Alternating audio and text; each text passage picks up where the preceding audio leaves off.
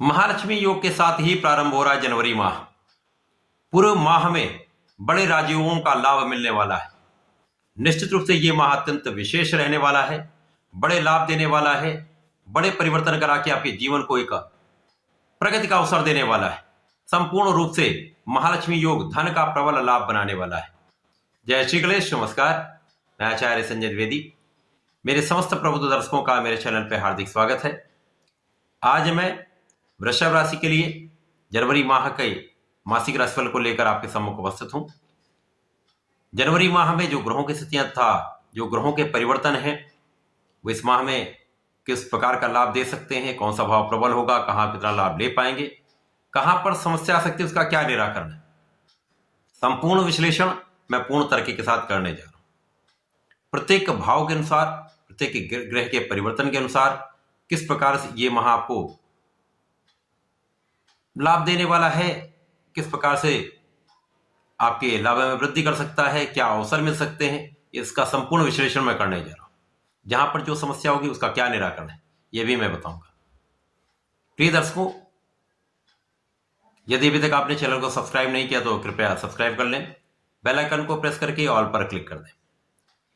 वृषभ राशि शुक्राचार्य की राशि है। यदि हम 1 जनवरी को ग्रहों की स्थितियां देखते हैं तो यहां पर चतुर्थ भाव में चंद्रमा होंगे, पंचम में केतु होंगे, सप्तम भाव में शुक्र तथा बुध की युति का प्रभाव होगा, अष्टम भाव में सूर्य के साथ मंगल होंगे, आपके दसम भाव में शनिदेव होंगे, आपके एकादश भाव में राहु का गोचर होगा, तो द्वादश भाव में गुरुदेव गोचर कर रहे होंगे।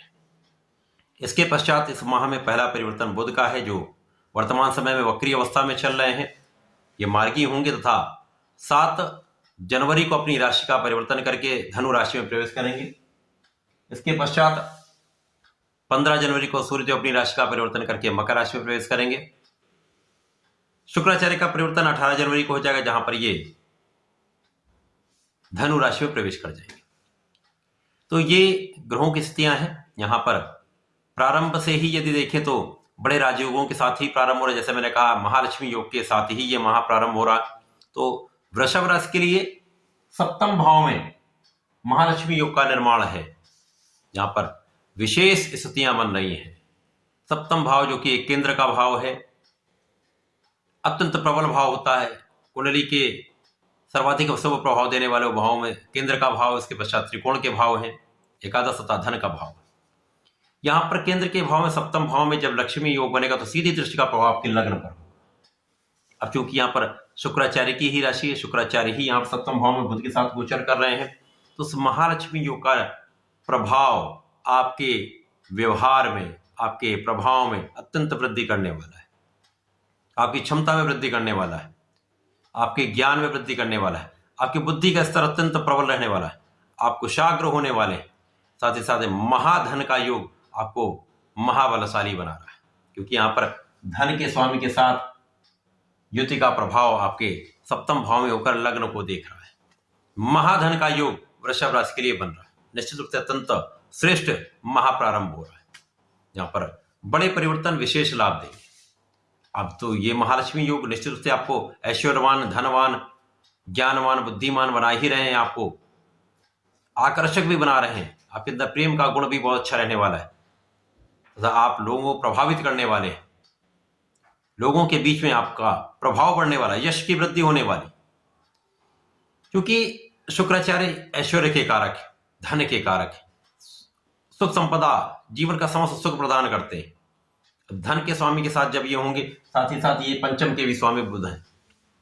पंचमेश जो कि ज्ञान का भाव है, तो ज्ञान, शिक्षा, बुद्धि, इनका सामंजस्य जब आपके आकर्षण वैभव से हो जाता है, आपके धन से हो जाता है, तो महाधनवान के साथ बहुत ऐश्वर्यवान हो जाते हैं, वैभव में वृद्धि हो जाती है। तो वृषभ के लिए अत्यंत श्रेष्ठ समय है।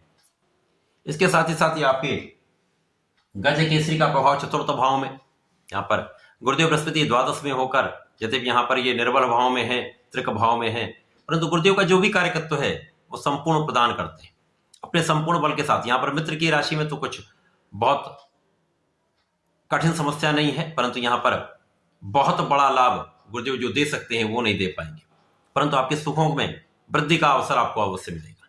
माता पिता का आशीर्वाद आपको अवश्य प्राप्त होगा। माता के सुख में वृद्धि अवश्य होगी। यहाँ पर निश्चित रूप से आपके सुख साधन तो बढ़ने वाले, सुख साधनों का योग बनेगा। इसी प्रकार से गुरुदेव का प्रभाव आपके शत्रुओं पर अंकुश लगाने वाला होगा। आपके कानूनी समस्याओं में संपूर्ण रूप से आपका दबदबा बना रहेगा। आप यहाँ पर बहुत अच्छे स्तर पर रहेंगे। आप व्यय हो सकता है, व्यय की वृद्धि हो सकती है। निश्चित रूप से जब आप सुख साधन बढ़ाएंगे, यहाँ पर कहीं भी कानूनी समस्याएं होती है वहां पर व्यय होता ही है, परंतु यहाँ पर बहुत कुछ आप समस्या से बचते रहेंगे।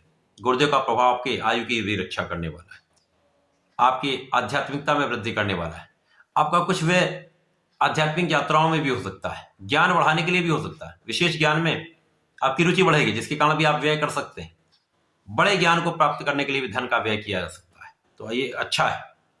इसके पश्चात यदि देखें तो सर्वाधिक यहाँ पर आपके लिए इस माह में बड़ा लाभ देने वाले शनिदेव हैं, जो मार्गी हो चुके हैं, भाग्य तथा कर्म के स्वामी होकर कर्म भाव में गोचर कर रहे हैं। शनिदेव एक ऐसे ग्रह जो यहाँ पर दिग्बली भी हैं, बहुत प्रभावशाली भी हैं, शश योग में भी हैं, बड़े राजयोग बन रहे हैं। इस शश योग का प्रभाव राजा के समान सुखों की वृद्धि कराता है, तो निश्चित रूप से यहाँ पर शनि का प्रभाव आपको बड़ा लाभ देंगे, सुखों का उपार्जन कराएंगे, भूमि भवन वाहन का योग बनाएंगे। इस समय में आपके विदेश यात्राएं हो सकती हैं, विदेश यात्राओं से आपको लाभ भी मिलेगा। साथ ही साथ शनिदेव का प्रभाव आपके जीवन साथी के भाव पर है, तो यहाँ पर पार्टनरशिप में लाभ मिलेगा। जीवन साथी के साथ कुछ मतभेद हो सकते हैं, यहाँ पर केवल आपको यहाँ सामंजस्य बनाकर रखना होगा।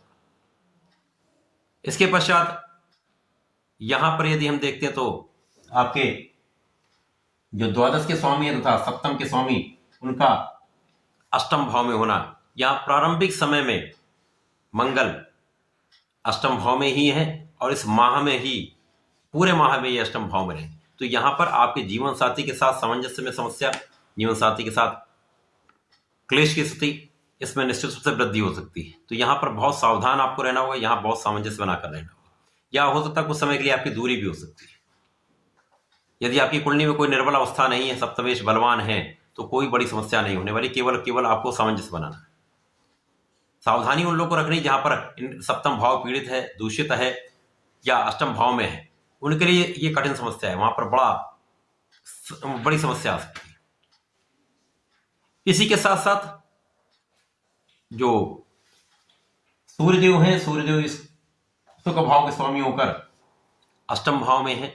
यद्यपि सूर्य को किसी प्रकार का कोई त्रिक दोष नहीं लगता है, यहाँ पर ये जब होंगे तो कहीं ना कहीं सुखों के होते हुए भी, सुखों का उपार्जन करते हुए भी सुखों का उपभोग आप नहीं कर पाते।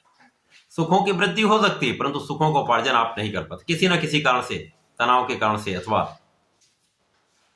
कार्य की अधिकता से अथवा किसी अन्य कारण से आपके सुखों में वृद्धि के बाद भी आप सुखों का उपभोग नहीं कर पाते। जैसे ही इस माह में कुछ परिवर्तन होंगे जो विशेष लाभकारी है, जैसे बुध का परिवर्तन होगा, आपके अष्टम भाव में हो जाएगा। अब बुध यहाँ पर धन के स्वामी होकर अष्टम भाव में होंगे, धन की निर्बलता होगी, परंतु अचानक धन प्राप्त हो सकता है। आपका धन कहीं स्वास्थ्य समस्याओं में व्यय हो सकता है, धन का संचय नहीं हो पाएगा, परंतु धन की वृद्धि होगी। तो कुछ ऐसी चीजें होने वाली जो आपके लिए संतुलन की स्थिति बना रही। सूर्य का परिवर्तन जब आपके मकर राशि में अर्थात आपके भाग्य में हो जाएगा, तो यहाँ भाग्य की प्रबलता निश्चित रूप से भाग्य को अत्यंत प्रबल करने वाली है। यहाँ पर सूर्यदेव जब पहुंचेंगे तो सुखों की वृद्धि हो जाएगी, सुखों का आप उपभोग भी कर पाएंगे। यहां से स्थितियां आपके लिए असामान्य हो जाएंगी, सुखों के भाव में वृद्धि हो जाएगी, माता पिता के सुख में भी वृद्धि होगी, माता पिता का सुख भी आपको प्राप्त होगा।